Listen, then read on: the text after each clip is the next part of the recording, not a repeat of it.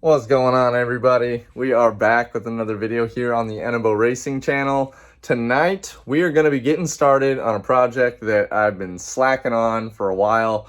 We're going to be putting a stereo system into Roxy. I don't think I'm going to be able to get everything done tonight. In fact, I don't plan to, and so this will be a multiple day thing, but we'll get her done.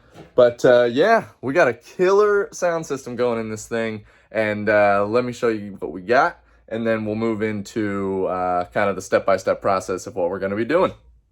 All right, so first and foremost, when we bought Roxy here, we didn't have a stereo in it at all. It just had some wires. I went ahead and already put some butt connectors on all of this side of the wiring because we're going to have to splice in the new harness. But I've also got the double DIN relocation kit from 417 Fox. So shout out to him for designing and producing this product. We're going to slap it in. Luckily, someone's already had a double DIN in it at one time. I think I got to take this metal bracket out back here. And then we're moving the switches down to the bottom. And then we'll be putting the big old screen up above here. So it'll be easier to touch with your hand up here rather than having to reach around the shifter and stuff. So really excited to see how this fits. Let me show you what products we got to install to make all this come together. All right, so we're cooking dinner and we got the air fryer ripping back there, so I apologize if this fan is noisy, but nonetheless, here's a little trim panel for that relocation kit. That's gonna look fresh. This is what we got going into it. This little 7-inch Alpine. It's pretty slim, so I think there's a bracket in the car that I'm not even gonna have to cut. So that'll be nice. It comes with a Sirius XM receiver and a backup camera. So this thing's gonna be all kitted up. We're gonna try and get all that working. We got some tweeters here, little kickers.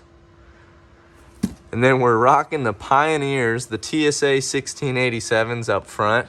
And then we got the TSA 6880s in the back. Those are gonna be bumping. We'll get those thrown in. And then we got this sweet JBL ported box. And then it's already fitted up with the amplifier, just molded into the back. So it's flush back here. That's gonna be pretty sweet. You got a wiring kit to go with that. So should be a fun little project. This is definitely the most extreme I've ever went with a stereo system. So excited just to get it all wired up nice and clean and hear this thing bump. All right, first things first, I got these little tweeters unboxed. I jokingly was like, oh, I wonder what it's gonna take to replace that. First thing I noticed was there's no screw here. So I was like, oh, I bet you it'll just pop right out. Oh, you betcha. So pop this guy out. Boom. Factory tweeters. Look at those little things. Not gonna cut it. So these should be just fine.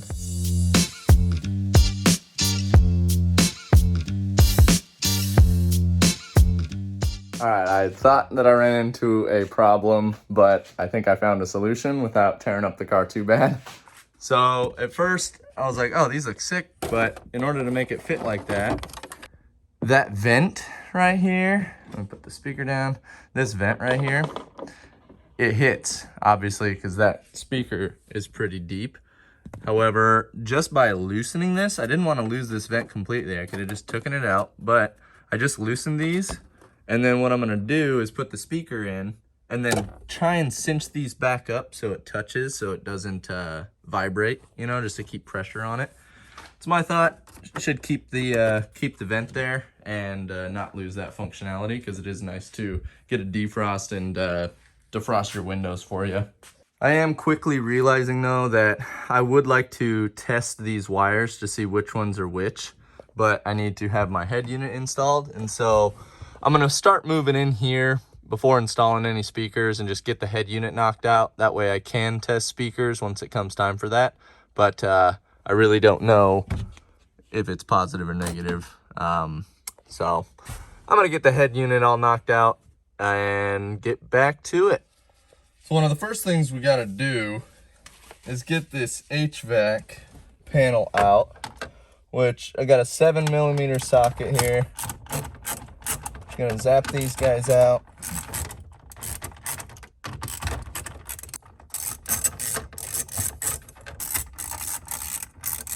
Perfect. Perfect. Nice. All right. Here comes the HVAC. Now, we got a couple of connectors back here. Doesn't look like anything too fancy. Yeah, I guess you can leave these on. We got a red one over here on the right. Yep, definitely got some vacuum lines. Anyway, we got another connector over here on the left. Easy does it. Oh, come on. No broken connectors here. Hey. Nice. Okay, what do we got here? A little keeper deal.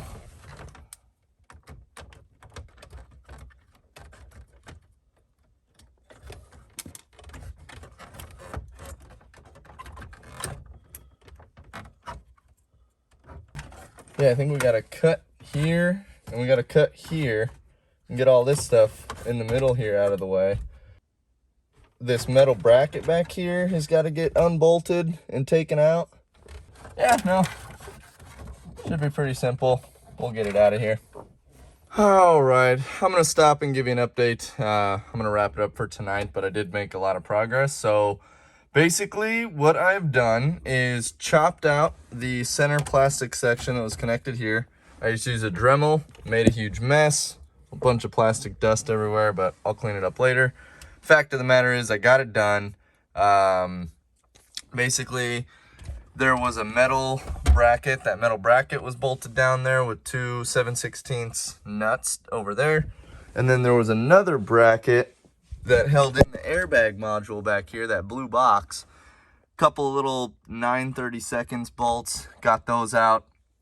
And that allowed me enough slack back here to rearrange the vacuum hoses. So I got that blue box back there moved, and that allowed you to kind of reroute these vacuum lines. These are all nice and flexible still, really nice.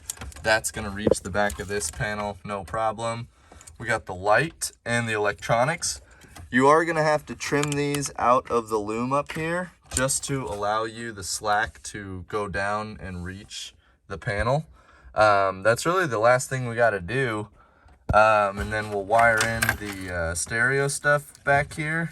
And then I've already been kind of test fitting the panel.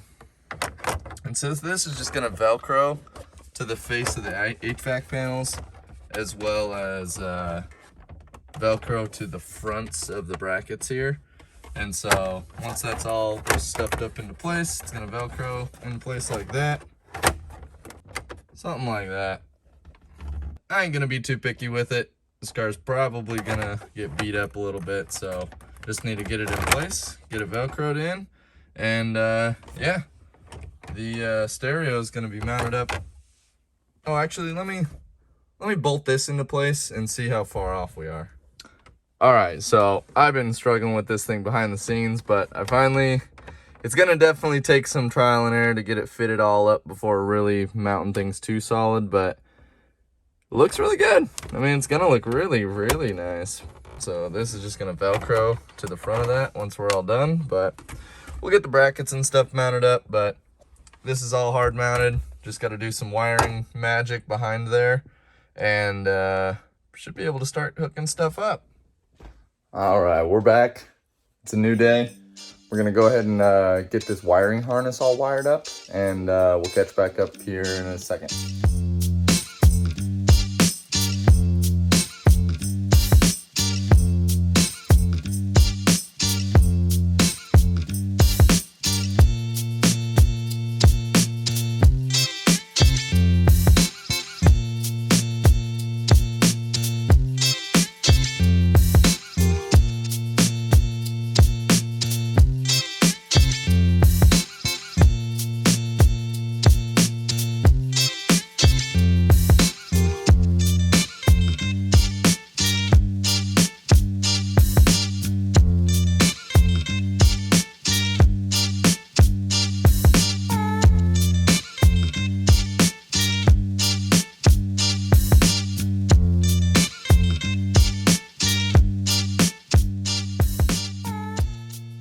much got the wiring wrapped up for now. Switching gears, I wanted to go ahead and rip the door panel off and see about the speaker situation, and you know, not the best thing to find. So somebody's definitely been in here. They cut the crap out of the dang speaker hole here. Not sure why, but I'm gonna go ahead and clean this up.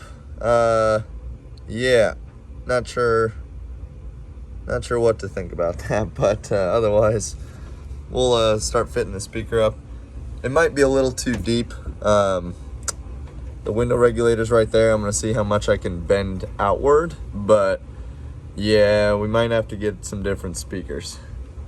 All right, so I was right. The door speakers that I had gotten are not going to work here. They're just a little too deep and they hit the window and the window regulator. So I'm gonna return those and get some shallower ones. But, you know, I'm gonna wrap up this video. I had to fight some wiring gremlins to get the rear speakers working, but those are all hooked up and it's all good to go.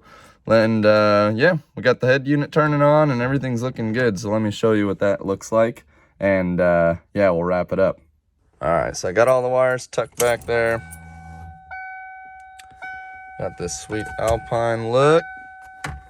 Throw a little faceplate on there so you can get an idea of what that's gonna look like.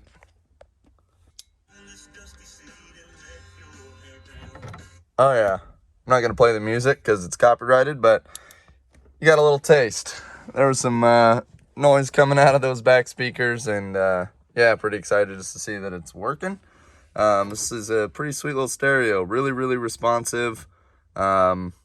You know, as we get into further use of it, I'll let you know how the Apple CarPlay works, as well as, you know, the backup camera function. And I got to wire in the sub and the amp, but yeah, that's gonna do it. Cool, we're gonna end it off there. We got some door speakers to install and some tweeters to install during the next video, and then we'll probably end up just wrapping up the subwoofer amplifier install, as well as the backup camera. I think will be a final part, just to show you guys where I'm running the wires and that kind of stuff. I got to get a grommet for where I drill a hole to bring the wiring in, but yeah, for now, that's gonna do it. As always, if you're new to the channel, consider subscribing. Make sure to hit that like button down below as well. But yeah, thanks for watching. And as always, stay ripping.